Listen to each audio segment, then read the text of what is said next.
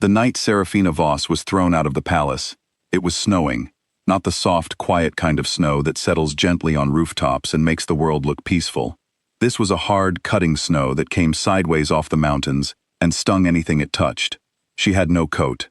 She had no money.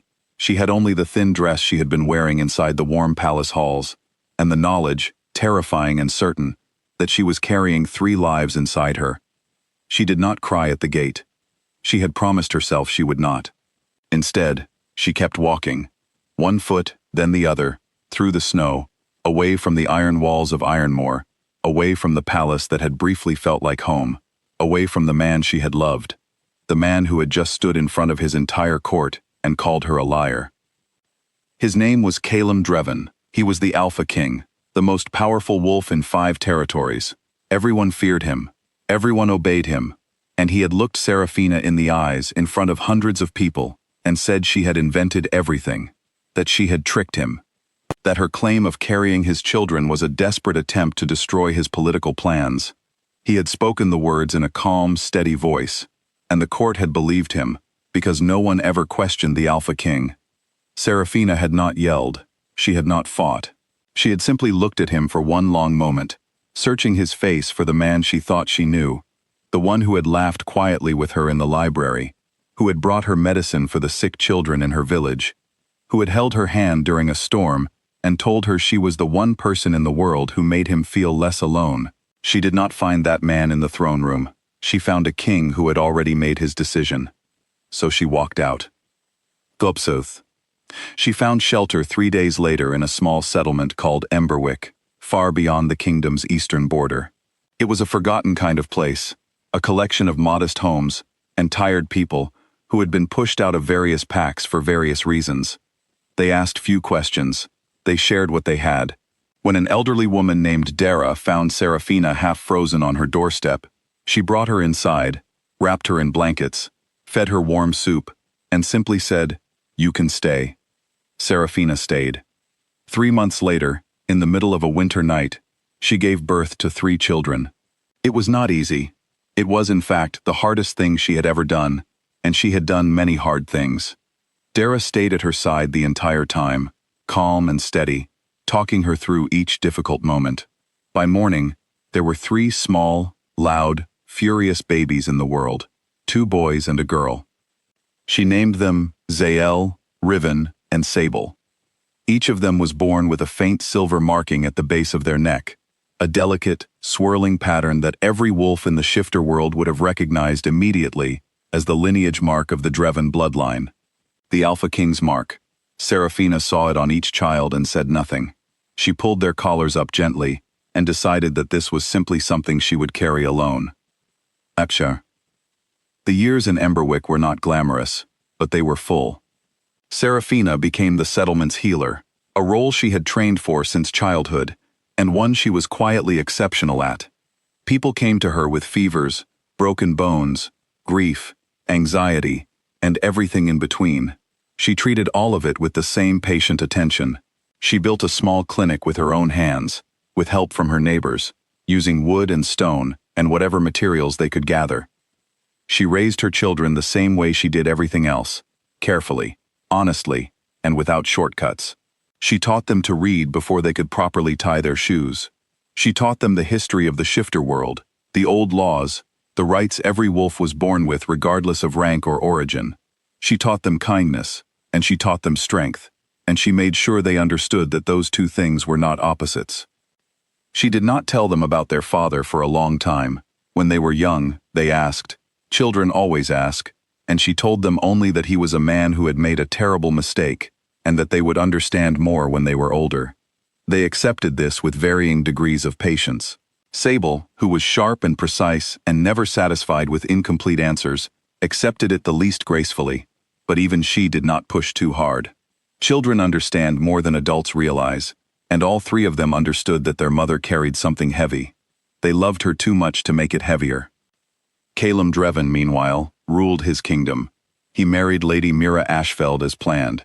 The political alliance that had required Serafina's removal from his life collapsed within 4 years anyway, undone by betrayal within the Eastern Council. The marriage produced no children. Mira was not cruel, but they were strangers to each other in every way that mattered, and both of them knew it. Calum became harder as the years passed. He worked more, he spoke less. His generals respected him, but they also quietly worried about him in the way that loyal people worry about someone they cannot reach. His wolf, the animal part of him that every shifter carries, had gone strangely silent after Serafina's banishment, like a fire that had been covered with too much stone. He did not allow himself to think about why. It was Zael who found the law. He was 15 at the time, deep in a stack of old legal texts that Serafina kept in the clinic's back room, books she had collected over years, some of them very old and written in formal language that most people found impossible to read. Zael did not find it impossible. He found it interesting. The law of blood right was written in plain terms, once you understood the old phrasing. Any wolf of confirmed alpha lineage, who had been denied their birthright through deception or wrongful action, could petition the High Shifter Court upon reaching adulthood. The petition had to be filed with evidence, witnessed by 2 neutral parties, and sealed with the court's own physician's confirmation of bloodline. If the case was proven, the court had authority over any alpha king, even a reigning one. Zael read the law 3 times. Then he went and found his brother and sister. The 3 of them spent the next 2 years preparing in secret. Sable studied law with a focus and intensity that alarmed even her mother, who thought she already knew her daughter's capabilities. Riven, who was quieter than his siblings, but observant in a way that missed nothing, tracked down the witnesses, former palace servants who had left Ironmore over the years and settled in various towns, people who had seen things in the palace that they had never been asked to formally testify about. Zael coordinated everything, communicating with the High Court's regional representative through careful, formal written correspondence. They did not tell their mother the full plan until it was already done, until the petition was filed and accepted, and a hearing date was set. When Serafina read the court's letter, she was quiet for a very long time.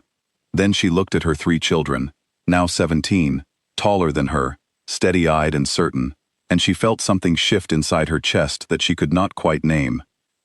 "You did not have to do this," she said. "We know," said Zael.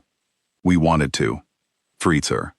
On a gray winter morning, 3 young wolves arrived at the gates of Ironmore's royal city. The gate guards saw the silver markings at their necks before they saw anything else, and word moved through the city faster than the 3 of them could walk. By the time Zael, Riven, and Sable were escorted into the throne room, the entire court was already assembled. People had come from offices and corridors and courtyards, drawn by rumor and curiosity, and something that felt like history about to happen. Calum was on his throne when they walked in. He looked the same as he always had, composed, controlled, still as stone. But when his eyes found the 3 faces in front of him, something happened in his expression that the people watching would later describe differently, depending on who was asked. Some said he went pale. Some said he looked as though he had been struck. Some said he simply looked tired, the way a person looks when something they have been carrying for a very long time finally becomes too heavy to pretend away. Zael stepped forward and spoke. He was calm. His voice did not shake. He stated their names, their connection to the Dreven bloodline, the legal basis of their petition, and the date of the High Court hearing in clear, precise language. He was 17 years old, and he spoke like someone who had been preparing for this moment for years, because he had. The court was completely silent. Brackbird. The hearing lasted 3 days. The court's physicians confirmed the bloodline on the first morning, removing any possibility of dispute on that front. The witnesses testified through the afternoon, 5 former palace servants who described, in careful detail, what they had observed during the months that Serafina had lived in the palace. Their accounts matched each other precisely, because they were telling the truth, and the truth does not need to be rehearsed. The Elder Council's lawyers attempted several challenges. One argued a procedural error in the original petition filing. Sable stood up from her seat, produced a secondary document, and corrected the supposed error before the council's lawyer had finished speaking. The judge looked at her with an expression that was almost amused, and moved on. On the 3rd day, Calum dismissed his legal team. He sat before the court alone and answered every question that was put to him. He confirmed the bond. He confirmed the relationship. He confirmed that Serafina had told him about the children before she was removed from the palace, and that he had known her claim was true. He did not make excuses. He did not attempt to explain himself in ways that might soften the facts. He simply answered each question with the same direct honesty, and the court recorded every word. When the head judge asked him why he had done it, Calum was quiet for a moment. Then he said, "Because I was afraid. I was afraid of what it meant to choose her, and I chose the easier thing instead. It was wrong. I have known it was wrong for 10 years. The room was very quiet. Zael. The court's ruling was announced the following morning. Zael, Riven, and Sable were formally recognized as the lawful king, with full rights under Ironmore law. The public declaration that had labeled Seraphina a liar and a disgrace was officially annulled and recorded as an unlawful act.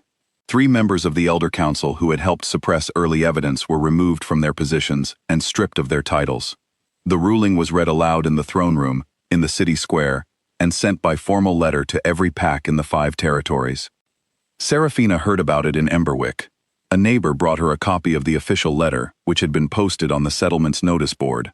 She read it standing in her clinic doorway, still wearing her working clothes. Dara, now very old and moving slowly, came and stood beside her and read it too. Neither of them said anything for a little while. Then Dara patted her hand and went back inside to put the kettle on. Seraphina folded the letter and put it in her pocket and went back to work. There were 3 patients waiting. So, Calum. Calum came to Emberwick alone. No guards, no formal announcement. He arrived on a quiet afternoon and stood at the door of the small clinic at the edge of the settlement, and he knocked like an ordinary person. Seraphina opened the door. She looked at him. She did not look surprised. She stepped back and let him in, and she did not say anything yet, because she was waiting to hear what he had come to say. He did not ask for forgiveness. He was aware, clearly, painfully aware, that he had no right to ask for anything. He told her that he had been wrong, that he had known it almost immediately, and had continued anyway, which was worse. That there was no version of an apology that came close to being enough for what he had taken from her and from their children. He said all of this standing near the door, not sitting, because sitting would have suggested comfort he had not earned. Then he said that he would like, if it was ever possible, to know his children, not to reclaim anything, not to take up space that was not his, simply to know them, if they were willing. Seraphina was quiet for a long moment. Outside, the late afternoon light was turning the snow on the rooftops a pale gold color. She could hear one of her neighbors chopping wood somewhere down the lane. "That," she said at last, "is not my answer to give. It is theirs." That evening, Zael, Riven, and Sable sat with their father for the first time. It was not warm or easy. There were long silences, and careful words, and moments when the weight of everything that had not happened between them sat visibly in the room. But they stayed. They stayed for 2 hours, asking him questions he answered honestly, listening to him the way their mother had taught them to listen, fully, without rushing to judgment, without offering more grace than was earned, but without closing the door either. When he left that night, walking back through the snow toward the road, Sable watched him from the clinic window. Her brothers stood on either side of her. None of them spoke for a while. "He has a long way to go," Riven said finally. "Yes," said Zael, "he does." Sable watched until Calum's figure disappeared into the dark between the trees. Then she turned away from the window. Their mother was in the next room, quietly preparing the clinic for the next morning. They could hear the soft, familiar sounds of her working, the careful, steady rhythm of someone who had built her life with her own hands and intended to keep building it. The 3 of them went to help her. Wiltsamen. Some things, once broken, cannot be fully repaired. But some people, given enough time and enough honesty, can learn to carry what they broke, carefully, quietly, without asking the world to forget that they dropped it. End.